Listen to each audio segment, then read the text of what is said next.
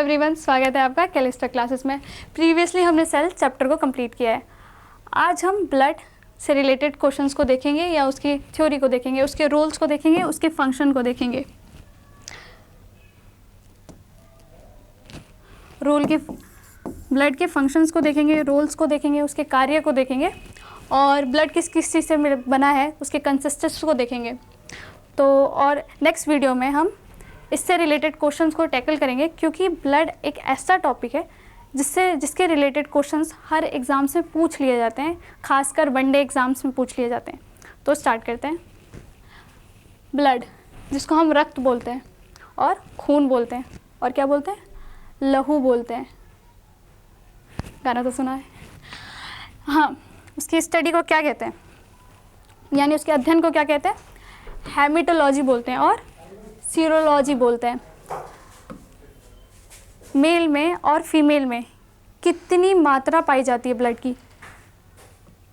Mail यानी पुरुष, female यानी महिला में कितनी पाई जाती है?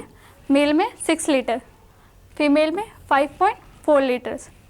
और ये कितना वेट, हमारे ब्लड कितना वेट लेता है बॉडी का? 10% वेट लेता है। 10% वेट लेता है। इससे आप ये समझ सकते हैं कि अगर किसी का 50 किलो वज़न है तो कितना वेट होगा या कितना लीटर होगा ब्लड? 5 लीटर होगा।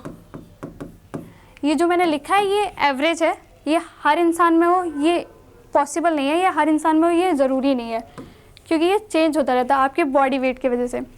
अगर कोई बहुत ज़्यादा भारी है, जैसे भारी भरकम है, आप जैसे देखा होगा आपने जापान में सुमो रेसलर्स होते हैं, 200 से 300 किलो के होते हैं, तो उनके अंदर कितना ब्लड होगा?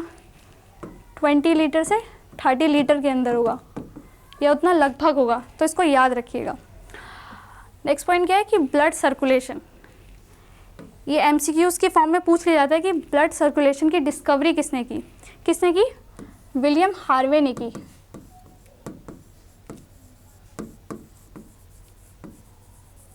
इसको याद रखिएगा। सेकेंड क्या है?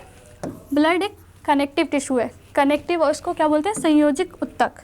इससे आप क्या समझ सकते हैं? ये हमारे शरीर को हमारे अंगों के साथ जोड़ के रखता है। कैसे जोड़ेगा? सपोर्ट करेगा। किस तरह से जोड़ के या सपोर्ट करेगा? कैसे सपोर्ट करेगा? ये ट्रांसपोर्ट करता है। क्या ट्रांसपोर्ट करेगा?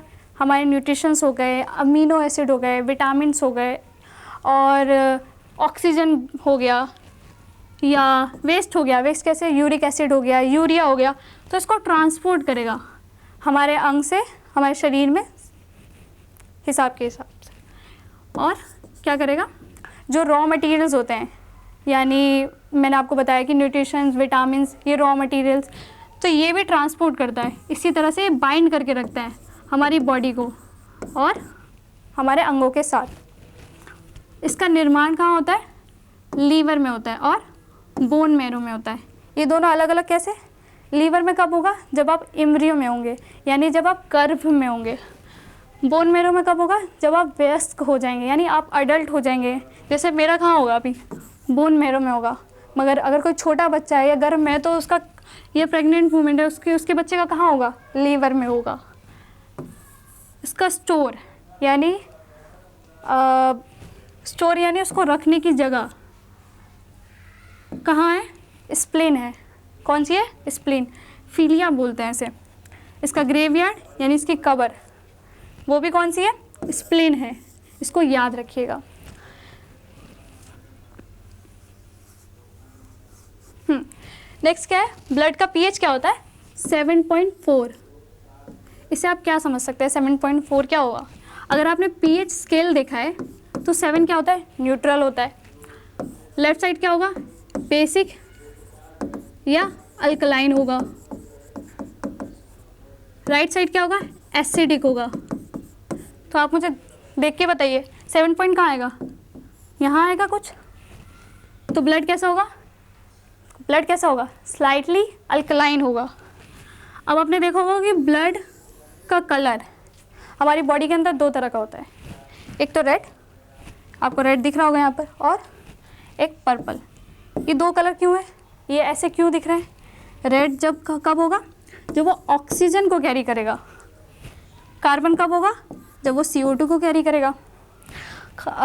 ये पर्पल आज शायद आपको बोर्ड पे ना दिख रहा हो, बुक्स में कैसे दिखता है, इसे ब्लू दिखाते हैं हम, या हमारी बुक्स में ब्लू दिखता है, क्यों? हमारी सुविधा के लिए दिखता है, मगर कैसा कलर होता है? लाइट पर्पल होता है या रेडिश पर्पल होगा।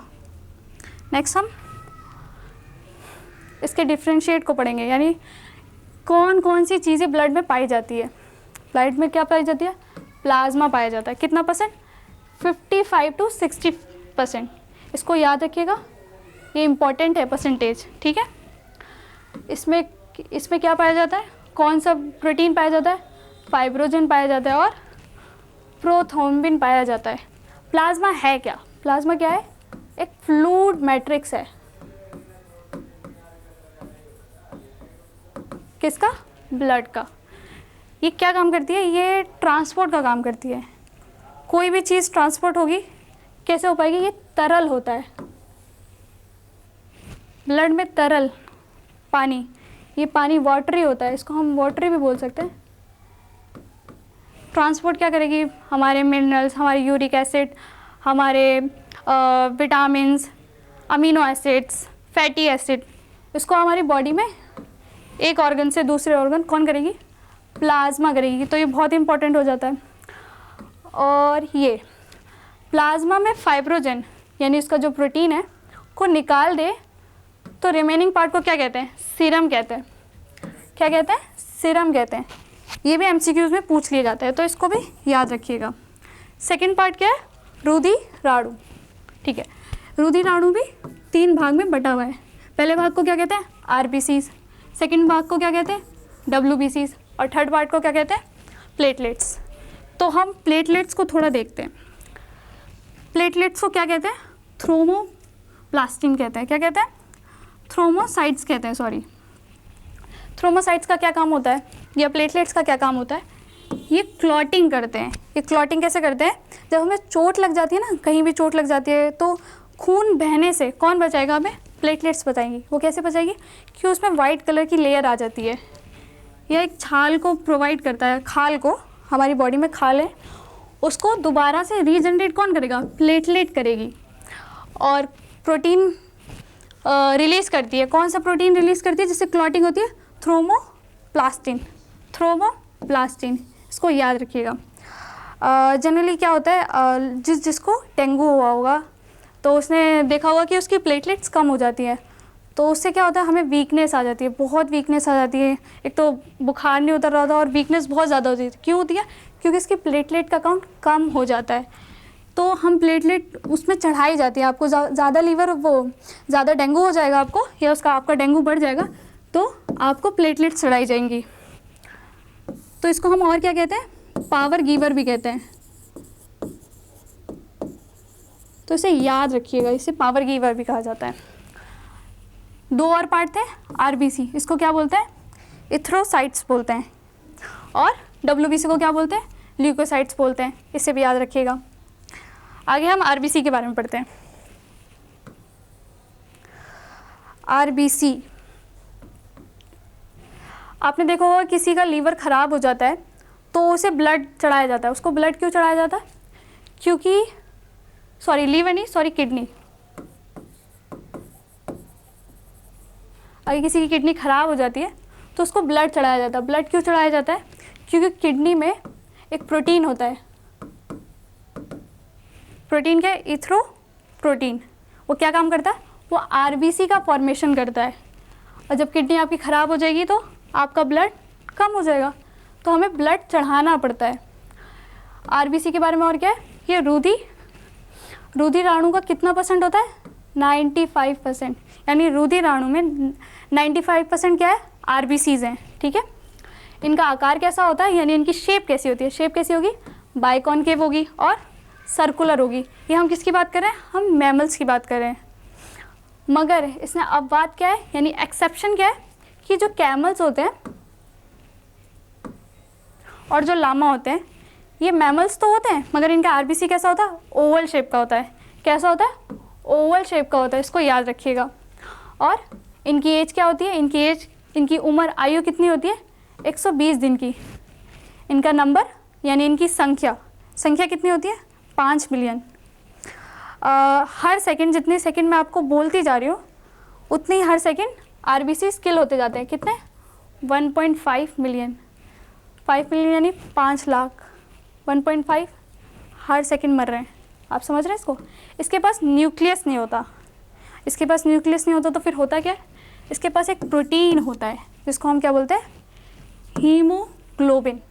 हीमो क्या कहता है? हीमो रिप्रेजेंट करता है आयरन को। इसमें आयरन पाया जाता है इसलिए इसका रेड कलर होता है। ग्लोबिन क्या है? ग्लोबुलर प्रोटीन है इसमें। इसका काम क्या होता है? इसका काम ये होता है, जो लंग्स में हमारी ऑक्सीजन आ रहा है उसको बॉडी में कौन ट्रांसपोर्ट करेगा? हीमोग्लोबिन। हीमोग्लोबिन क्या करता है? बाइंड कर जाता है, ऑक्सीजन से बाइंड कर जाता है। ऑक्सीजन से बाइंड करके क्या करेगा? बाकी जो बॉडी है उसमें ट्रांसपोर्ट करेगा। इसके बारे में हम कहाँ पढ़ेंगे? सर्कुलेशन सिस्टम में पढ़ेंगे। अब हीमोग्लोबिन की मात्रा एक सामान्य इंसान में कितनी पाई जाती है उसके बारे में देखेंगे कि महिलाओं में कितनी पाई जाती है, पुरुषों में कितनी पाई जाती है और एक बच्चे यानी शिशु में कितनी पाई जाती है। महिलाओं में कितनी पाई जाती है? 4 से 16 ग्राम प्रति DL।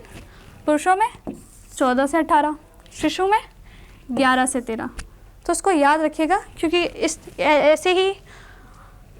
ऐसे ही नोट से आपके क्वेश्चंस पूछ लिए जाते हैं या MCQs बना दिए जाते हैं। आगे हम WBC के बारे में पढ़ते हैं। WBC को क्या कहते हैं? ल्यूकोसाइट्स कहते हैं। इन्हें ल्यूकोसाइट क्यों कहते हैं? क्योंकि इसके नाम से आप समझ सकते हैं ये वाइट ब्लड सेल है। इसका नाम पूरा है वाइट ब्लड सेल। तो हम इसको, ये कैसे कलर के होंगे? श्वेत कलर के होंगे यानी सफ़ेद कलर के होंगे। तो हम इसे क्या बोलते हैं? रंगहीन भी बोलते हैं। अगर रंगहीन है तो इनके पास और भी कुछ चीज़ होंगी, उसे आगे पढ़ते हैं। जैसे उनकी एज, इनकी आयु कितनी होती है? 7 दिन की होती है सिर्फ। रंगहीन क्यों होते हैं? क्योंकि इसमें हीमोग्लोबिन एब्सेंट होता है यानी इनमें ये प्रोटीन पाया नहीं जाता है। इसमें क्या पाया जाता है? न्यूक्लियस पाया जाता है। ठीक है, अगर न्यूक्लियस पाया जाता है तो राइबोसोम भी प्रेजेंट होंगे, इसे याद रखिएगा। और WBC को क्या कहते हैं? सोल्जर ऑफ द बॉडी यानी सिपाही कहा जाता है। सिपाही क्यों कहा जाता है?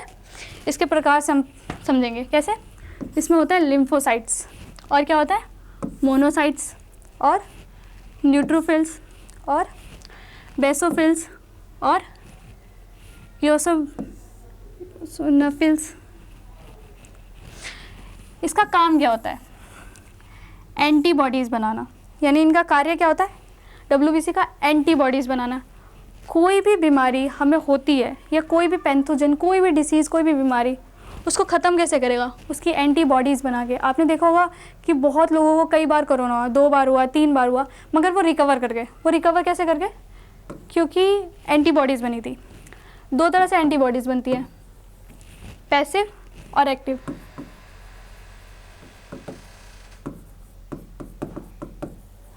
पैसिव कब बनेगी? जब हमारे पास कोई नई बीमारी आएगी या नया पैथोजन आएगा तो क्या होगा? नया पैथोजन आया, उस पर अटैक होगा, थोड़ा सा स्लो होगा, उसको क्या बोलते हैं? हम पैसिव बोलते हैं। जब वो नेक्स्ट वही बीमारी दोबारा आएगी तो उस पर क्या, हमारे पास एंटीबॉडीज़ बनी होंगी। एंटीबॉडीज़ बनी होगी तो वो एक्टिव करेगी यानी बहुत जल्दी रिकवर कर जाएंगे। तो ये क्या करेगी? इसमें क्या चाहिए उसे? मेमोरी चाहिए, याद भी तो रखना है कि कौन सी बीमारी हुई थी, इसलिए इसके पास न्यूक्लियस प्रेजेंट होता है। अब समझ में आया? और ये क्या करती है? फैगोसाइट्स करती है। फैगोसाइट क्या करती है? बीमारी के लिए तो बना ली एंटीबॉडीज़, पता तो चल गया कौन सी आ रही है बीमारी, उसको कौन खाएगा? यानी इनको इनग्लफ करना मतलब खा जाना। कौन करेगा? WBC करेगा। और एंटीटॉक्सिन क्या होता है? जैसे आपको किसी ने, स्नेक्स ने काट लिया, या आपको किसी भी जहरीले जीव ने काट लिया, स्कॉर्पियो हो, बिच्छू हो, जो भी हो, तो वो टॉक्सिक है, वो हमारी बॉडी से कैसे ख़त्म करेगा? डीऑक्सीफाई कैसे होगा? किससे होगा? WBC से। तो ये जो 5 प्रकार हैं ये कैसे कैसे काम करते हैं इसे मैं बताती हूँ।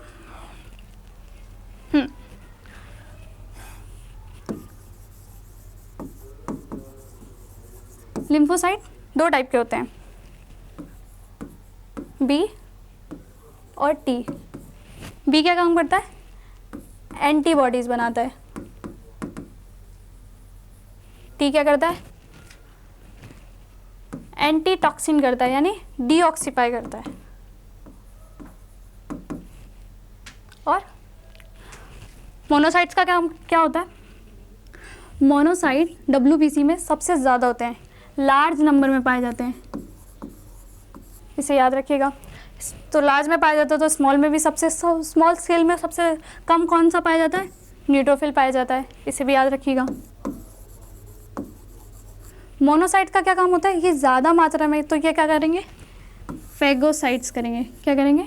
फेगोसाइट्स करेंगे।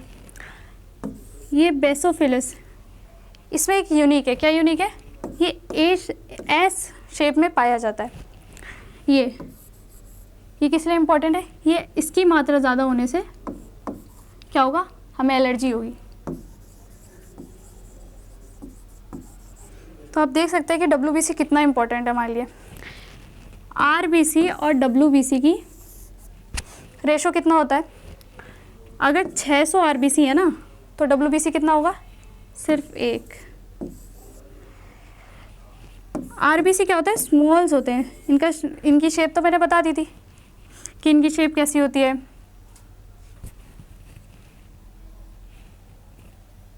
इनकी तो शेप मैंने बताई थी कि बाइकॉनकेव होते हैं, यानी ट्यूब लाइक स्ट्रक्चर होते हैं।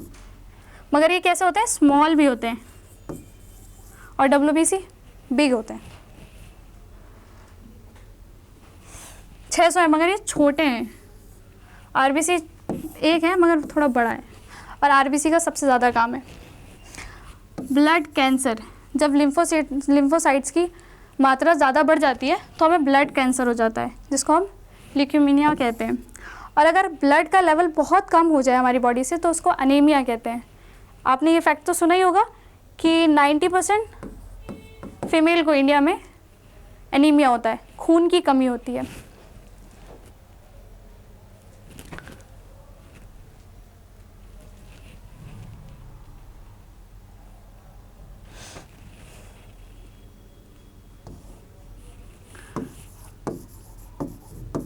अब थोड़ा फंक्शन देखते हैं ब्लड का, कि ब्लड का फंक्शन क्या होता है। मैंने आपको थोड़ा सा बता दिया है, हिंट बता दिया है, मगर ब्लड के और भी बहुत सारे फंक्शन होते हैं। फंक्शन कैसे? ये ऑक्सीजन ब्लड को कैरी करता है हमारे लंग से बाकी बॉडीज़ के पार्ट में, ठीक है। और जो कार्बन डाइऑक्साइड होता है यानी CO2 होता है, उसको भी कैरी करता है पूरी बॉडी से, जो ऑल ओवर बॉडी है उसको लंग तक। और दूसरा काम क्या करता है? ये न्यूट्रिशंस हो गए, विटामिन्स हो गए, अमीनो एसिड्स हो गए, रॉ मटेरियल्स हो गए, इनको क्या करेगा? ट्रांसपोर्ट करेगा ऑर्गन्स तक जहाँ पे इसकी ज़रूरत है।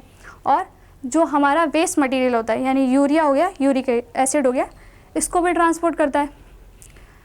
ये एक और काम करता है, ये हमारे pH और जो हमारा टेम्परेचर होता है इसमें भी रेगुलेट करने में भी हेल्प करता है। और क्या काम होता है? ये टिश्यू को रिपेयर करता है। टिश्यू को रिपेयर कैसे करता है? क्लॉटिंग करके। जो हमने प्लेटलेट्स में पढ़ा था, प्लेटलेट्स का काम क्या था? कि वो क्लॉटिंग करती है, तो टिश्यू को भी रिपेयर करते हैं। ट्रांसपोर्ट करता है, ऑक्सीजन्स लेता है, और pH और टेम्परेचर को भी करता है। अगर आप इतना भी याद रखेंगे, आई होप आपको इतना भी याद रखेंगे तो आपको ये सफिशेंट होगा। ज़्यादा पढ़ना ज़रूरी नहीं है, जितना हो उतना ही पढ़ना, मतलब जितना ज़रूरी है आपको उतना पढ़ना ज़रूरी है। कट कर।